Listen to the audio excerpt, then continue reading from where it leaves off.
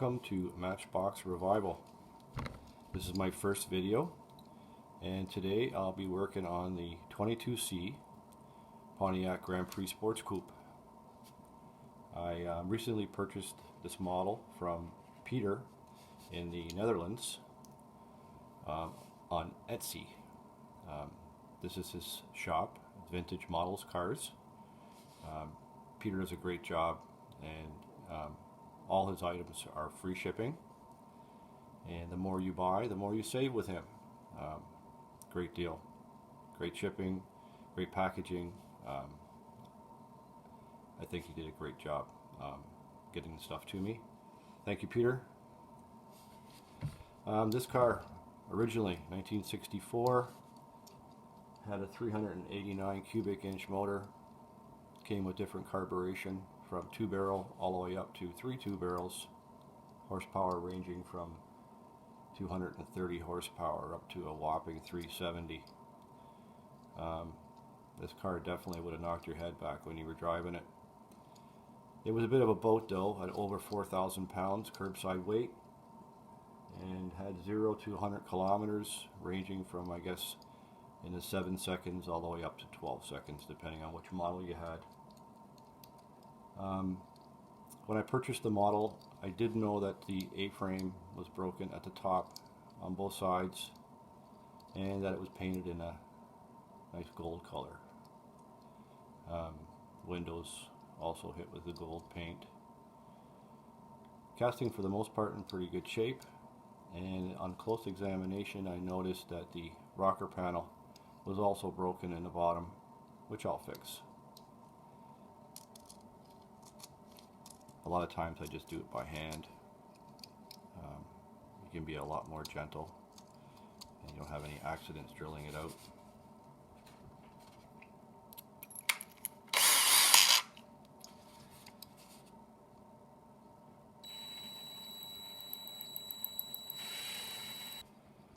So, a light pry inside.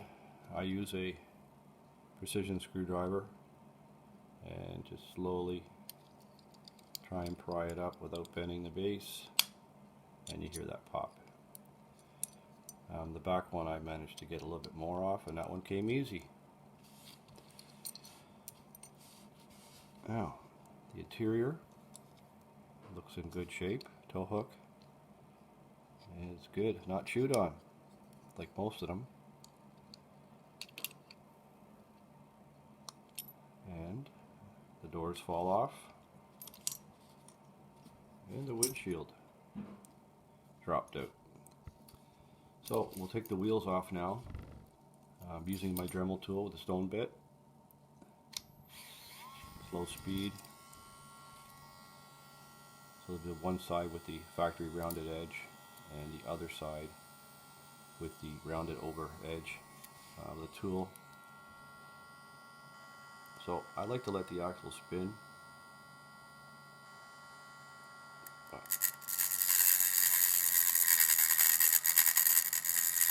That way you get an even round on it. And I watch for the axle to get shiny all the way around. Try it, and off it comes. So once I got the axles fairly clean, I'll move on to some 2000 grit sandpaper. This will polish them up real nice, and again, not breaking down the diameter of the axle too much. Then the wheels get all wiggly and they don't fit quite well. So, squeezing tight, then, so I just take a little bit of the top of the post off. Also use nail files. Dollar store, you get like 50 for $1. They're great for this type of thing. Oh, look what just happened. The model broke right in half. Oh well, so looks like the repair has become bigger.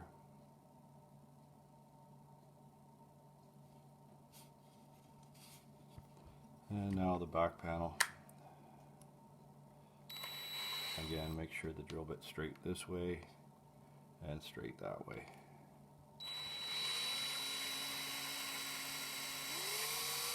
That's why I like to do this by hand. A lot of guys put it in a vise.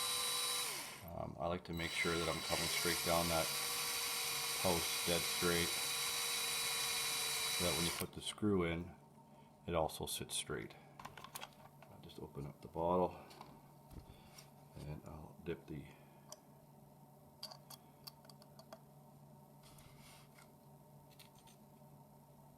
tap in the oil, and I like to go slow in, out. I've heard some guys say they break their tap. I don't know how you can do that, but if you take your time, quarter turns, keep backing off, let the lubricant do its work, eventually you'll feel it hit the bottom. Once you feel it tighten up, don't keep twisting.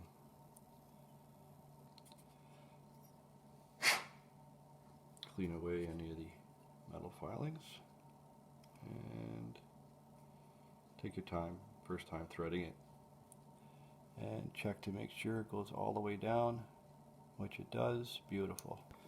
So before I strip it, the next stage will be to color match this orange.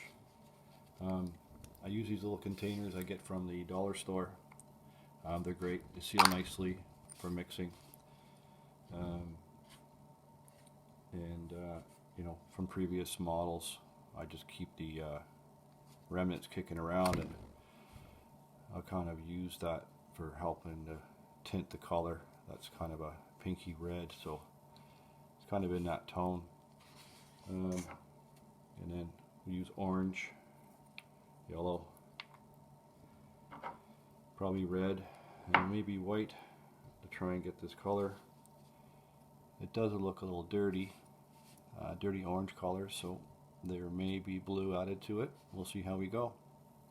So we're going to go ahead with the orange. So the next stage is strip it. Cap this guy. And label it for future 22C.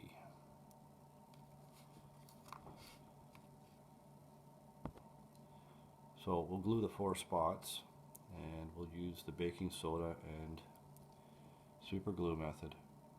And I'll have to reinforce the underneath on the back side, maybe in here, and on the back side in here, reinforce it a little bit. But the next stage is into the paint stripper. So my goo, usually it loses a lot of strength when it's sitting around.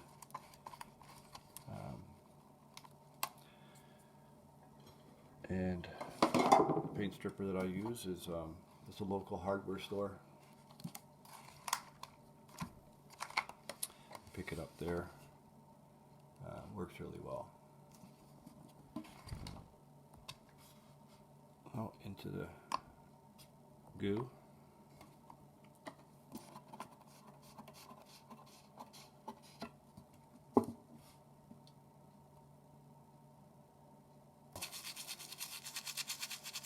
And again, I'll let it soak for a bit. Give it a good scrub. And then into the soapy water, where it will sit for, I don't know, 10-15 minutes, and then I'll run hot water over it to clean it.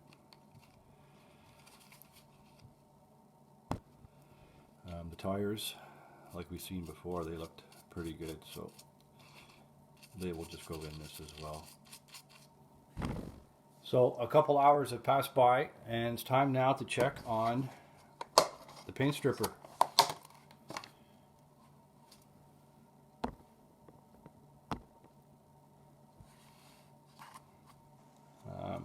What I do is I just check with the brush to see if it's actually activated the paint, which it has. And lo and behold, underneath that red is the orange. this was painted orange at one time, and I guess somebody painted it red. Anyhow, I will now wash them in the sink with a toothbrush and bring them back for polishing and repairs. So while I was cleaning the castings, I also wiped down the interior and wheels, which turned out beautiful. They're almost like brand new. It's amazing that a 50-year-old piece of plastic on a model that basically fell apart would have held this test of time. Incredible. So the next thing I'll do is put this away for now, and I'll start cleaning the castings, ready for repair. Well, there's the front and back piece. Cleaned up really nice. Stripper always works well. I think I let it sit for about 2 hours.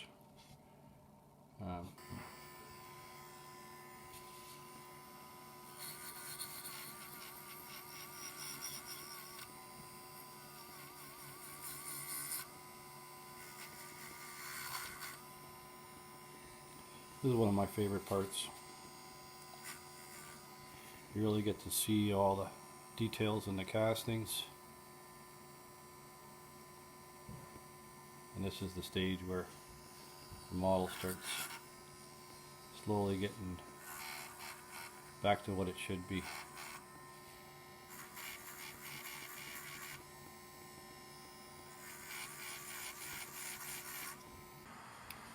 Okay, everything is polished.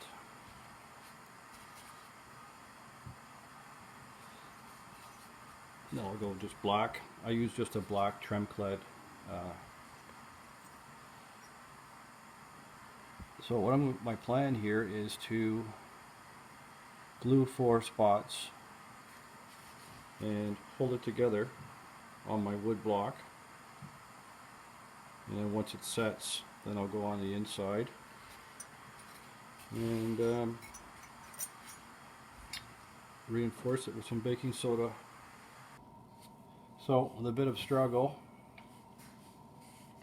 I managed to get it all glued together.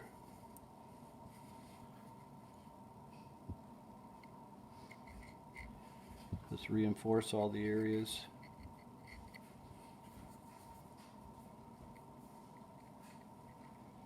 And then I'll sand and prime the areas afterwards.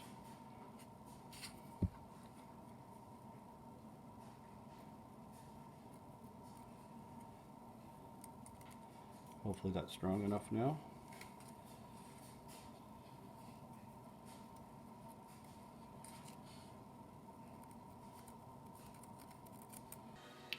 So I glued everything, baking soda, and sanded it all. There was the one section here was offline. I had to wire brush out all the super glue and reset it so that it was straight. What I'm going to do next is I'm going to put the base on and the window in and make sure everything's lined up proper. Put some Tamiya putty on all the joints, sand it, and then I'll prime the model and have a good look at it. More than likely I'll prime it more than once in those areas anyways. So I looked at the windshield again. It's scratched quite a bit. So I'm going to try and just polish it first before I get into maybe sanding it or a little more aggressive. This is a plastic polish. Seems to work real well, and kind of adapted this little procedure where I just take the cotton buds, Marty's cotton buds, Q-tip, and I just put them in the Dremel. Helps with the scrubbing. Anyhow, I just tighten that down as far as it goes. They seem to slide in and out a bit, but if you push them down, they seem to stay in.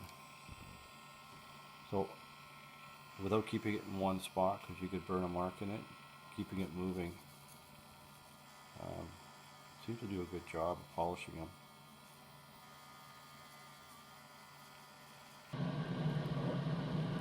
So I primed the model, and it's in the spray booth right now drying. Everything seems to have turned out pretty good.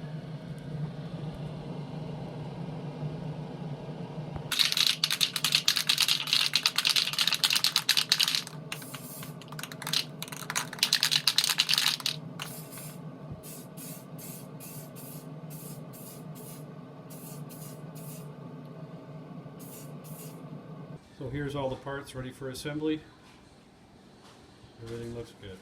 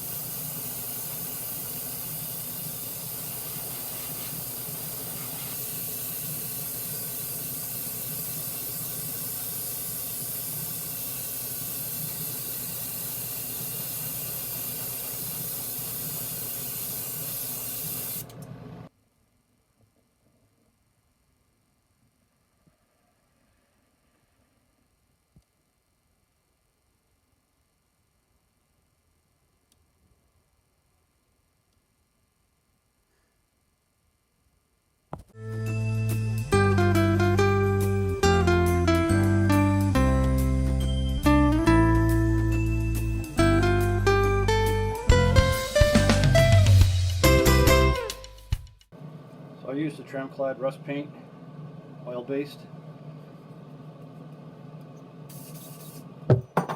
Oh, probably not good.